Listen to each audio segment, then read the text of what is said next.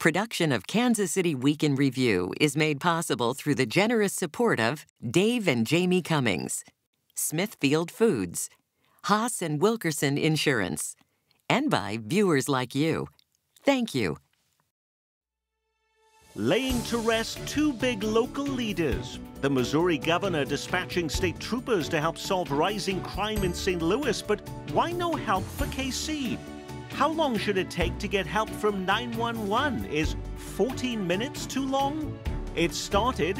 Have you heard the first ad for a new KCI? Nervousness over nuclear, foreign hacking, and the Kansas nuclear plant singled out for concern by the New York Times. Hello, I'm Nick Haynes. Those stories and more straight ahead as we connect the dots on the news of the week in this place we call home. Dissecting the headlines this half hour, the head of the Kansas City Star editorial board, Colleen Nelson. Star reporter Steve Vockrodt. From the world of television news, investigative reporter Stacey Cameron. He used to be a star of television news. Now he is just located at the Star, columnist and editorial writer Dave Helling. It was a week that Kansas City lost two influential leaders from the world of business. The head of Kansas City's largest private employer died of complications from cancer. Cerner co-founder and CEO Neil Patterson was 67. He was also the lead owner of the Sporting Kansas City Soccer Club. Meanwhile, Jim Nutter also laid to rest this week. The man described in news accounts as a mortgage and political titan was 89. Look up the word titan in the dictionary and you will find this definition, one that is gigantic in size or power, one that stands out for greatness of achievement. Many people come and go in this community. What was it about these two men that afforded them this title of Titan, Dave Helling? Well, let's take Jim Nutter first. I knew Jim pretty well. I didn't know Neil quite as well. But Jim Nutter was a force of nature. Now, he made his fortune in lending money for homes and worked at that for 60 years plus in and around the Kansas City area, although Nutter now issues mortgages across the country. But he was also heavily involved in politics, partly because he had money. I mean, you could write $500,000 checks without breaking a sweat, and at one time did that a lot. And so he became a touchstone for almost every important Democratic politician, both in Kansas City and Jackson County, and really statewide. All of Missouri knew that you had to come and see Mr. Nutter at some point. He was quite liberal in that way, so that's what made him influential. And then he was very involved in trying to involve the east side of Kansas City in disadvantaged minority neighborhoods in home ownership, improving neighborhoods, other things that would make Kansas City a better place to be. Some of that done quite quietly.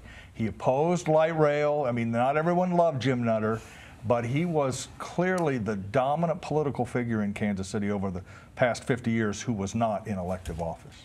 On to Neil Patterson. For much of my time on this program as the host of this program, the shorthand always was that Sprint was the largest private employer in Kansas City, and in the last few years it has been Cerner. Yet in an article you wrote about Neil Patterson this week, Cerner actually was in 1988 the small business of the year in Kansas City. How did that company go from the small business of the year to the largest private employer in such a short period of time, Steve?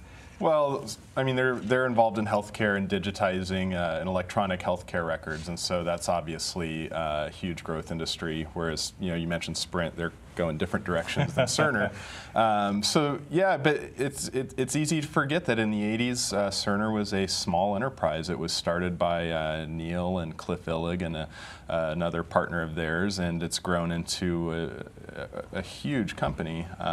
It's not the type of name that's terribly recognizable outside of the Kansas City area, but it's such an important company here in Kansas City, and it's one of those really entrepreneurial success stories. We talk about that a lot in Kansas City, but it's like H&R Block, and Cerner's right up there with those companies. So there are bigger names, as Steve Vockrodt mentioned, but yet the touch of Cerner and of Neil Patterson has been great, not only with that company, but Sporting Kansas City and also with the American Royals, Stacey. Yeah, their civic contributions. You touched on Neil Patterson's helping to make Sporting Kansas City probably the most, or one of the most successful Major League Soccer franchises there are, helping to keep the American Royal afloat in its new home moving on to Wyandotte County. Instrumental for two things that have become touchstones of Kansas City. And then looking Mr. Nutter, his philanthropy. He was a huge contributor Theater to the Truman Library to Children's Mercy. So their contributions to the city, their legendary status, far going to outweigh, obviously, their lives in Kansas City owes both men a great debt. As the head of the editorial board, you know, many people come and go in this community. You have to decide who gets that attention. These two men worthy of that attention this week, Colleen? They absolutely are. I mean, you use the word titan, and I think that's exactly right. And to go back to what Dave was talking about with Jim Nutter and the fact that he was kind of on the forefront of offering mortgages to African Americans and helping some distressed neighborhoods. I mean, he was doing that at a time when many other people were not. And we've talked a lot on the editorial board in recent weeks about J.C. Nichols and decisions he made and the effects that had on Kansas City in terms of racial segregation. And a lot of people said about J.C. Nichols, well, consider the time and consider what his contemporaries were doing. And if you consider the time that Jim Nutter was doing this and trying to help neighborhoods that were struggling, that's a really important point, because he was doing this at a point in time when it was tough to make those decisions. And as Jim Nutter is being celebrated as a pioneer of giving then home mortgages to African Americans at a time that was not done in Kansas City, you have a very big front page story in the Kansas City Star this week, Steve Vollkort, that looks at that issue, and actually home ownership among African Americans in Kansas City is actually down than it was over a decade ago, and Kansas City has lost percentage-wise more than any major city in this country in terms of home ownership among African Americans. How can that be? Well, there are a lot of reasons for it, and we could have a whole show just to discuss that. But a lot of it was, you know, and it's not just down among African Americans; it's down among Latinos. It's down a lot generally across the board. You know, credit scores were decimated during the recession, so qualifying for mortgages has gotten harder. The underwriting standards for home mortgages has also gotten a bit stricter. You know, some of the credit profiles and the way they analyze who they're going to lend to and who they're not have changed over the last decade. So those all kind of contribute to those circumstances. Yeah, we got to keep in mind, this is what Steve's reporting was very important and stunning in some ways. 60% of the African American families in Kansas City rent. 60%, 3 out of 5. Almost half of all housing units in Kansas City are rental units. That's an astonishing figure. And it really does contribute, or can contribute, to other pathologies in the city, including crime, poor education. Now, not everyone needs to buy a house. You know, renting is a good option for a lot of people, and it's not guaranteed that a rental neighborhood will somehow decline. But study after study links that problem with these other problems in the city, and so it's a problem that goes beyond just the inability of families to buy homes and really affects all of us. Dave makes a great point, because for years, people who have lived on the east side of Kansas City for decades and decades and own their home have lamented about the problem of homes being sold to out-of-town owners and either renting them out and paying no attention to who's in there, so they have a revolving door of people who just don't take care of the property, don't care about the neighborhood, or those homes have gone blighted and abandoned. So this is a really big issue that the city needs to try to address to help the folks who are, you know, hardworking homeowners who love those neighborhoods but aren't getting much help with the distressed properties around them. The Missouri governor helping St. Louis solve its crime problem. But what about Kansas City? The new governor announcing he'll do all he can to help solve rising crime in St. Louis, announcing he's issued an order dispatching up to 30 state troopers to the city so they can patrol the main highways, giving St. Louis police more man and woman power to tackle violent crime. For too long, people have talked about this problem. And then they talked, and they talked, and they talked, and they talked. Well, you know what? The time for talk is over. Today we've come together to take action, and that's exactly what we're going to do. With the homicide rate continuing to rise in Kansas City and local leaders scratching their heads over how to solve the problem, Kansas City officials asking, why isn't the governor offering the same help here? Is there an explanation for that? Not at this point. I guess it's kind of the rollout in St. Louis. It's been marked now as the most violent city in the nation, although Kansas City's not far behind. We're marked as number 6. Mayor Sly James says that some conversations have come up with the governor. The mayor is not necessarily taking a wait-and-see approach, but he does want to see if there's any success in this program. But it raises a fair question. If on both ends of the state you're bookended with violent crime on the upcrease, we're looking at 76 murders in the city this year. There were only 53 last year. The state does need to take a look at Kansas City as well and move those resources as quickly as they could. But don't you put the attention where the worst of the incidents are happening, and that is St. Louis? Well, I would argue that there's a pretty small distinction between the worst and the second one to worst. and you look at St. Louis, and technically they're the worst, but Kansas City still has a stunning homicide rate. As Stacey was saying, I mean, our homicide rate is worse than Chicago's, which has become, you know, kind of a national crisis. And so if Kansas City is 1 degree worse, why would you wait for it to become the worst before you send help? And there are 2 major cities in Missouri, and they both have a major problem with violent crime. And so I'm not sure why you would send 30 state troopers to St. Louis. We could just as easily use those troopers. Sly James has mentioned that the prospect has been raised. Jean Peters Baker, the Jackson County prosecutor, this week said we sure could use them. She suggested we could put the state troopers to use working on homicide cold cases. So there are plenty of ideas here for how we could use those resources, and hopefully the governor will stop here next. Right, and although you want to be a little careful, right? You don't want the governor to come in and run your police department or become the only answer to crime. That's largely a local responsibility, and there may be a little less here than meets the eye. It isn't completely clear that 30 additional highway patrol officers is going to cause the St. Louis murder rate to plummet. The other thing to keep in mind, Nick, is the governor, when he appeared in St. Louis, community leaders gathered around not to praise him for these actions, but to criticize him for not allowing the minimum wage in St. Louis to stay at $10 an hour. It's going to go down to $7.70 here at the end of August. That will mean less income in some poor parts of the city. That will mean more crime. These are not isolated decisions. It's all of a piece. And we should judge the governor's attack on crime in St. Louis, and for that matter in Kansas City, on that decision making, as well as whether he has a news conference and has some highway patrol guys behind him. We may forget, because it's been so long, by the way, that Missouri lawmakers are still in their second special session addressing abortion-related issues. In fact, the session is now officially over a month long and showing no signs of ending anytime soon. Neither is the price tag. The special session now costing $139,000 along with the other one, and it is growing. One frustrated senator lashing out this week, saying the governor is forcing Missouri taxpayers to shoulder the burden for his lack of leadership. But if life and death issues like abortion and quality of life issues like jobs are important to you, isn't $139,000 a small price to pay, Colleen?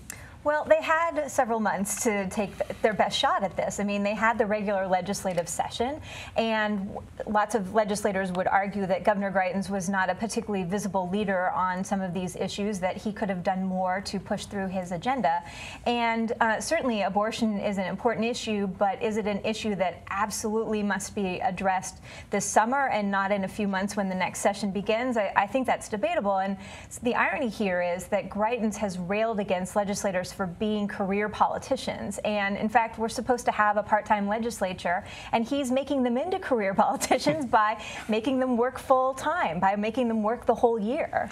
And remember, one of the big points that the governor wants to address is fiscal responsibility, and he made certain to derail legislators' move for a pay raise that would have cost the state somewhere around $180,000, $190,000. But now this overtime pay, essentially, if that's what you want to call it, coming back into special session, is going to eat up all those potential savings. So there seems to be a bit of hypocrisy there. The point well taken. This could have been brought up in the fall and addressed, and it clearly could have been addressed if it was that important in the last legislative session. Didn't I see a news account that said this may last now until August, Dave Helling? It could. It's a 60-day call. He's made some changes. It appears that the House won't come back in, or the Senate won't come back in until early August. There are rumors he may call yet another special session on other issues of importance in Missouri.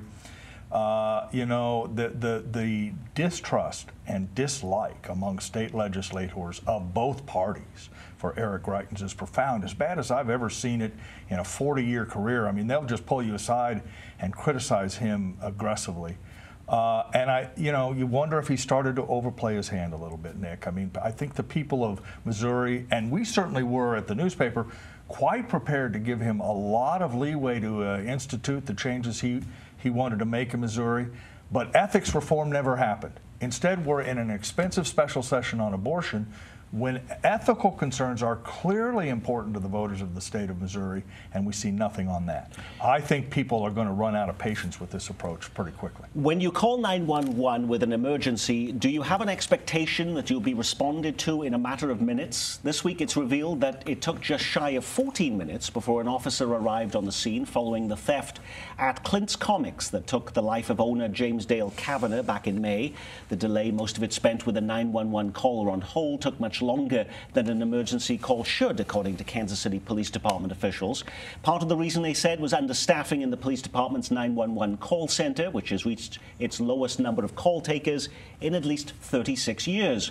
But remarkably, they say the problem isn't about money. The department has the money to hire more people, if only it could find them and keep them.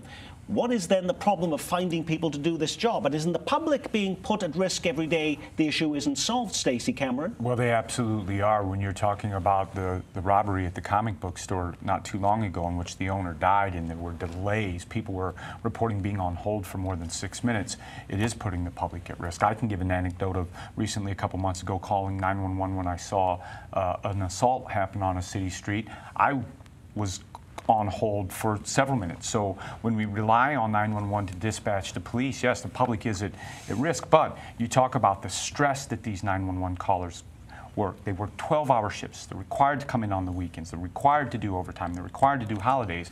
Eventually, that burns out. Plus the stress and the emotional toll that they take on receiving these calls, it's difficult to keep people in these positions. So it's a difficult problem, which I don't know there are any really great fixes. Yeah, one great fix would be to pay these people more money. I mean, whenever you have a shortage of employees in a situation like this, jail guards are the same thing. You don't pay them enough. If you raise the rates, people will stay. All right, put up and with the whose stress. responsibility is that then for a 911 dispatcher? Does that end up as the city because they're the ones who actually fund the positions, or is that just the police department? Well, yeah, the city sets the budget, but I think there's also some responsibility from the police department on how they're allocating their resources and where they're putting money, and it's probably a collective responsibility in my estimation. I mean, to be on hold for that long for something like that, and I've also called 911 before, and it's jarring when you get put on hold. You just kind of look at the phone thing, and how does this happen? But it's not something new. I wrote about a story about this in Douglas County in 2005. It's an ongoing issue. It's a difficult position to fill because Stacey's right. It's very stressful, weird hours. If you make a mistake, you're suddenly on television and in the newspaper for your mistake. So you have to pay people for it. I mean, that's just, when you have 3% unemployment, 4% unemployment, that's why wages go up, because people demand more money for their time and services. That's really the culprit here. Who is the highest paid public official in Kansas City? Is it Mayor Sly James? How about the city manager, Troy Schulte? No, Kansas City's top earner is a man by the name of John Morrow, and he's a firefighter and paramedic who's raked in $238,000 last year. In fact, of the top 6 earners on the city's payroll, 3 work in the fire and emergency rescue service. As you see in our chart, the mayor doesn't even enter the 100th list of the top earners. Why? Well, overtime is the big issue for those firefighters. An accounting firm this week confirming what Kansas City officials really already knew. But did seeing that report this week prompt members of the city council to immediately search for a fix? No. Okay. There was some discussion of it. This has been a problem. This report that came out this week, Nick, looked at 5 years of records, so it isn't as if this was a problem unique to last year or this year. And it's been a problem in the Kansas City Fire Service as long as I've been a reporter.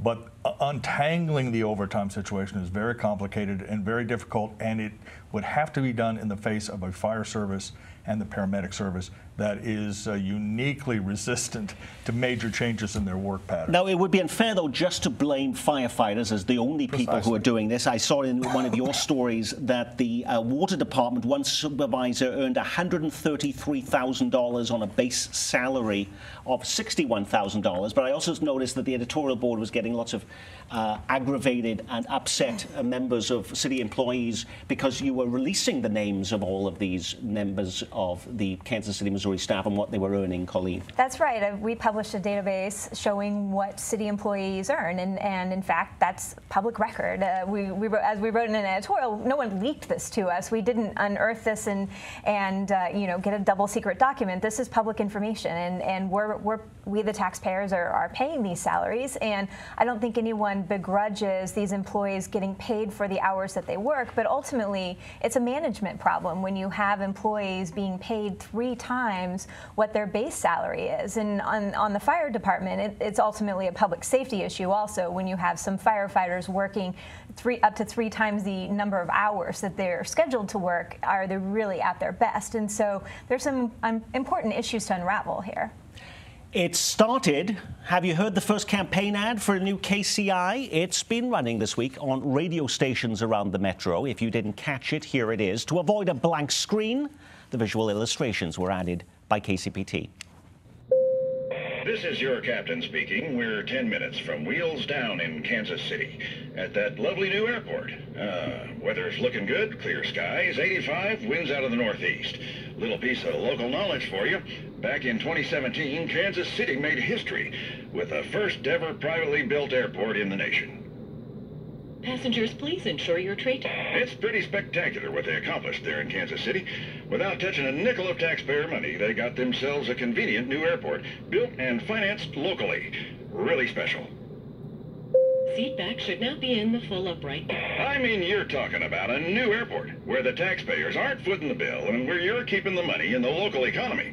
Everywhere I fly, every pilot's talking about that new privately built KCI and Burns & McDonnell. That's the Kansas City company who built it, with their 3,000 employee owners right in KC. Just tremendous. KC, I love this place.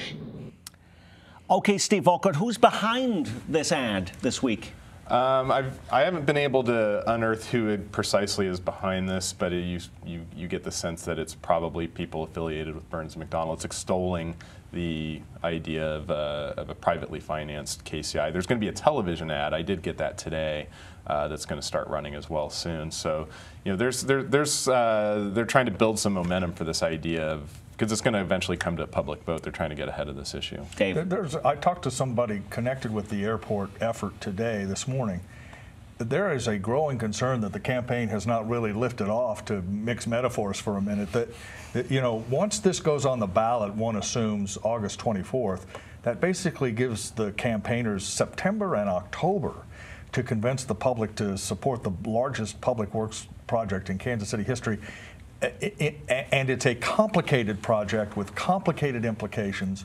It's not a simple answer for most voters. This didn't seem like a great kickoff to me. I don't think. No, I'm going to ask Stacey Cameron, who's all about messaging. Come on, effective messaging. Your editing for your graphics and your pictures was fantastic, Nick. But the ad itself, the voiceover, is not convincing. You can tell it's completely to that one-sided. And again, the thing that I think it's trying to address here, obviously, there's a recent poll out now that shows that people are more in favor of a public financing plan than they would private. But that doesn't address the fact that there's a majority of people who just simply don't want a new airport because of the convenience. And so that's just going to make it more difficult to get that over the hurdle. It's not necessarily the money. People like what they have, and then the money is becoming a secondary issue. How much is it going to cost me if you're giving me something I didn't want in the first place?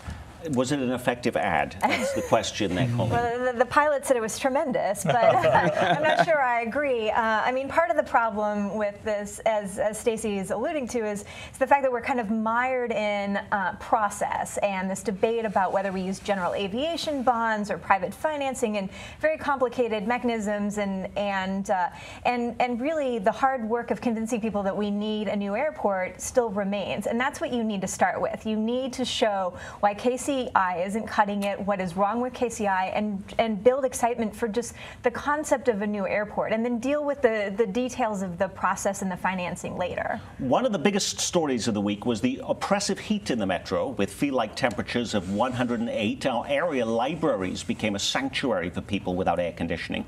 Our libraries are filling many voids in our metro. We've been lifting up the hood on their role and the challenges they face in a new digital video series. We call it Libraries Out Loud. Life is now caught in a tangle of smartphones and tweets, Facebook, texts, apps and tablets. We upload our movies to clouds. Our city is ablaze with Google Fiber. The buzz is getting louder. And things like books and the reading of literature are being put to one side. Spare a thought then, just one, for our libraries, our humble public libraries. Serene, safe and quiet. Shelves of printed ink. How quaint. We reveal how the libraries are adapting to our new light-footed age. We had amazing databases with all this great information, but no one was using it. How they're connecting people, educating people, how they're helping business people. This is our flea market area. How they're bridging the digital divide, and yes, how they still lend precious books. This is like Christmas. The library is extremely important to me, and I consider it one of my best friends. You can watch the entire video series on KCPT's digital magazine, flatlandkc.org. Watch the series on the big screen this Tuesday night at 6 at the Kansas City Plaza Library. Would you join me and the top 4 library directors in our metro as I prod and poke them on the challenges, opportunities and future of libraries? KCPT is bringing our cameras. This is going to be a TV special later this summer. We'd love you to be a part of it Tuesday at 6 at the Plaza Library, and we even have wine and cheese for you. Is that an incentive? It is for yes. Okay. I am. Next up on Week in Review, nervousness over nuclear, as one of our own nuclear power plants right here in Kansas is singled out in the New York Times as a foreign hacking concern. The hackers zeroed in on the Wolf Creek nuclear plant in Kansas. Among the targets this time, U.S. officials say the Wolf Creek nuclear plant in Burlington, Kansas. It's just 90 minutes up the road on I-35 in Kansas. Should we be alarmed at this, Dave Helling? Well, first, it wasn't the plant. It was the company that runs the plant. Hacking actually into the plant's computer works would be extraordinarily difficult. But we should be worried, A, that this is possible, and B, that apparently the Russians were behind it. And that should be of great concern because they're clearly probing our infrastructure grid security arrangements to see what the vulnerabilities might be. I think we all should be worried about that. You were disturbed, Colleen? I was mildly alarmed. I will say this is maybe not keep you up at night alarm, but this is a concern because we're seeing more and more that there are just relentless attacks on everything from our elections to our nuclear facilities. And I think we've kind of reassured ourselves by saying, well, they didn't succeed in affecting the outcome of the election, or they didn't succeed in hacking into the Wolf Creek nuclear facility, but they're getting closer. And the hackers are getting smarter, and so I mean we need to step up our efforts to push back and counteract that. And that is our Week in Review. Our thanks to our news reviewers, the head of the Star editorial board, Colleen Nelson, and from the world of television news, investigative reporter Stacey Cameron. Rounding out the cozy confines of our Week in Review table, the stars Steve Vockrodt and Dave Helling. I'm Nick Haynes. From all of us here at KCPT, thanks for spending part of your weekend with us.